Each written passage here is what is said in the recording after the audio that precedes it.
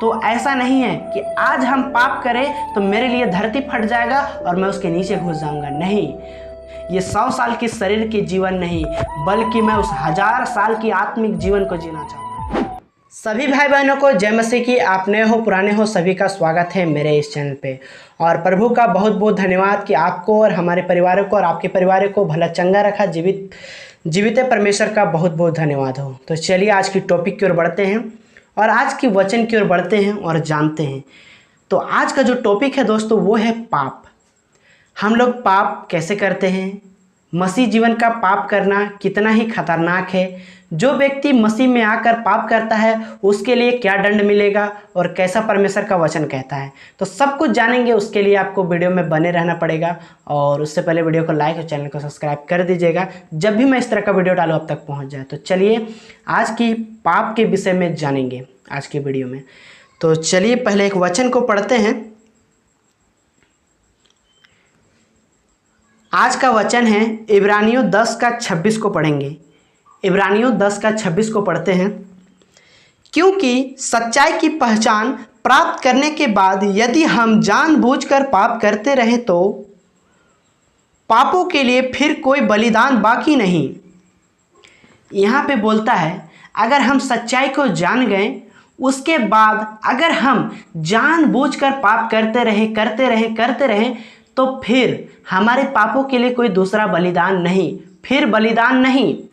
जैसे कि हम लोग संसारिक में थे और हम पाप से अनजान थे, पाप के बारे में नहीं जानते थे, प्रभु को नहीं जानते थे, यीशु मसीह का प्रेम को नहीं जानते थे, और हम लोग ने जाना, प्रभु यीशु मसीह को जाना, उसके प्रेम को जाना, और हमने पिता और पुत्र पवित्र आत्मा के नाम से जैसे बपतिस्मा लिया और उस दिन से वादा किया, वाचा बांधा कि हे प्रभु मैं आज से इसी वक्त से मैं तेरे पीछे चलता हूँ।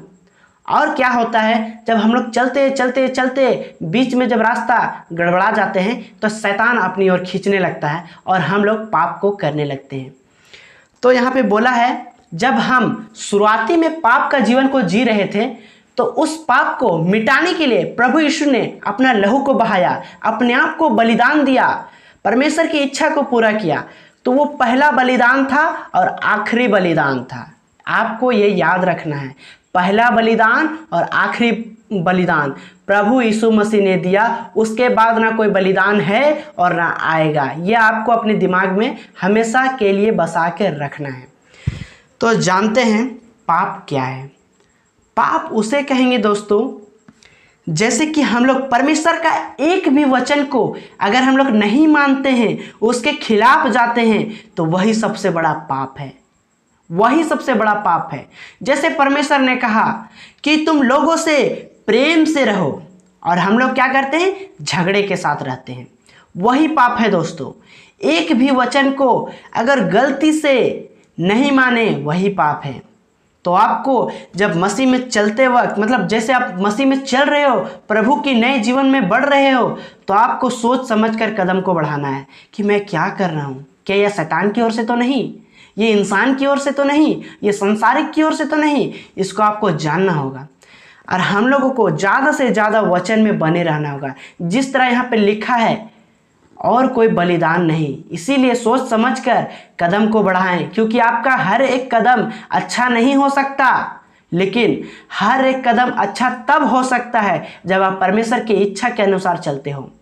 मैं धन्यवाद करता हूँ उस परमेश्वर का जो मुझे अभी तक उस पापों से बचाते हुए आगे बढ़ाते जा रहा है और आगे भी जाएगा। तो चलिए उसका 27 में पढ़ते हैं। अगर हम लोग जानबूझकर पाप करते रहे, लोग आज बपतिस्मा लेने के बाद भी, प्रभु के पीछे होने के बाद भी शराब को पी रहे हैं, लड़ाई कर रहे हैं, गाली गलौज कर रहे हैं, व्यभिचार कर रहे हैं, बहुत तरह के पाप को कर रहे हैं, कहते हैं चलता है, ये सब चलता है, परमेश्वर ने मुझे कुछ नहीं करता, मतलब मुझे कुछ भी नहीं करता है। मान के चलिए कोई व्यक्ति पाप करता है तो उसी घड़ी उसको पाप का दंड नहीं मिलता है, ये वचन साफ साफ कहता है। यहाँ पे उसी का 27 में पढ़ेंगे, अगर कोई व्यक्ति पाप करता है तो उसको किस तरह से दंड मिलता है और मिलेगा। 27 में पढ़ेंगे, हाँ दंड का एक भयानक बाट जोहना, यहाँ पे बोल रहा है बाट जोहना, और आग का ज्वालन बाकी है जो विरोधियों को भस्म कर देगा। यहाँ पे बोलता है वो समय आ रहा है, वो समय आ रहा है। आग का मतलब जलन सी, मतलब आग आ रही है उस विरोधियों को भस्म करने के लिए, तो इंतजार करो, मतलब बाट को जोहना। तो ऐसा नहीं है कि आज हम पाप करें तो मेरे लिए धरती फट जाएगा और मैं उसके नीचे घुस जाऊंगा। नहीं, पाप आज आप कर रहे हो, लेकिन न्याय उसका परमेश्वर करेगा। जब वो बादलों में होकर इस पृथ्वी पर आएगा तो सबका न्याय करेगा। अगर आपके साथ कोई भी व्यक्ति बुरा करता है तो उसके साथ बुरा आप मत कीजिए, क्योंकि आपका उसके ऊपर अधिकार नहीं, लेकिन उस परमेश्वर का, उस जीवित परमेश्वर का अधिकार है जिसने आपको और हमें इस संसार को बनाया। तो धन्यवाद करते हैं।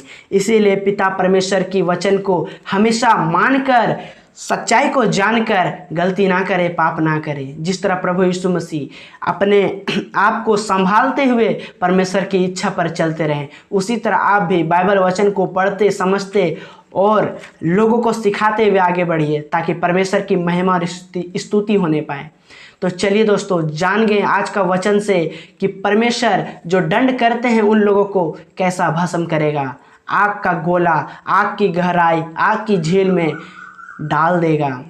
कैसा लगेगा उस समय। इसीलिए कहते हैं दोस्तों, अभी तो हम लोगों को पता नहीं चल रहा है कि हम लोग पाप किस रीति से करते हैं और उस पाप का कितना भयानक असर पड़ेगा हमारे इस जीवन में। इस शारीरिक जीवन की बात नहीं कर रहा हूँ दोस्तों, हमारे इसके अंदर जो प्राण और आत्मा है उसकी कम से कम ख्याल रखिए, ताकि हर एक पाप से बचते रहिए और परमेश्वर का डर और भय को मानते रहिए अपने जीवन में, कि परमेश्वर ने जो कहा है मैं उसको पूरा करूँगा। ये 100 साल की शरीर की जीवन नहीं, बल्कि मैं उस 1000 साल की आत्मिक जीवन को जीना चाहता हूँ। ऐसा सोच के चलिए। तो चलिए दोस्तों, मैं समझता हूँ कि इस वचन के द्वारा आप लोगों को बहुत सारी आशीष मिली होगी, बहुत सारी सीख मिली होगी। इसीलिए हमेशा बाइबल वचन को पढ़ते रहिए, समझते रहिए और अपने भाई बहन, माता पिता को समझाते रहिए। तो चलिए दोस्तों, सभी को जय मसीह की। फिर मिलते हैं अगली वीडियो में।